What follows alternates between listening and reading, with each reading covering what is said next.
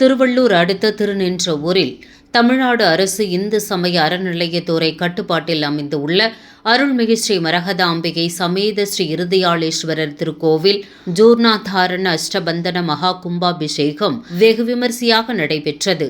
இந்த கும்பாபிஷேக விழாவை முன்னிட்டு விகோஷலா பிரார்த்தனை, தீப பூஜை, ஸ்ரீ மகா கணபதி ஹோமம், கோ பூஜை, பிரவேச பலி, ரஷோ ஹோமம், வாஸ்து சாந்தி, நவகிரக ஹோமம், லக்ஷ்மி ஹோமம், சோமகும்ப பூஜை, அங்குரார்ப்பணம் நடைபெற்றது. தொடர்ந்து சோமகும்ப பூஜை, சாந்தி ஹோமம், திசா ஹோமம், மூர்த்தி ஹோமம், விக்னேஸ்வர பூஜை, புண்ணியாக வாசனம், சோமகும்ப பூஜை, ஆச்சாரிய ரக்ஷாபந்தனம், கும்பா அலங்காரம், கலாகர்ஷனம், யாத்ராதானம், முதற்கால யாகசாலையும் தீப ஆராதனையும் நடைபெற்றன. அதனைத் தொடர்ந்து விசேஷ சாந்தி, சோமரும்ப பூஜை, மூன்றாம் கால யாக பூஜை, நாடி சந்தானம், தீப ஆராதனை நடைபெற்றது. பின்னர் மூலவர் விமானம், அனைத்து விமானங்களுக்கும் தீப ஆராதனையுடன் கோபுர உச்சியில் அமைக்கப்பட்டுள்ள கலசத்திற்கு புனித நீர் ஊற்றப்பட்டு விநாயகர், சுப்பிரமணியர், ஸ்ரீ இருதயாளேஸ்வரர், மரகதாம்பிகை மற்றும் ஏனைய மூலமூர்த்திகள் மற்றும் பரிவார தெய்வங்கள் சமகால மகா கும்பாபிஷேகம் நடைபெற்றது.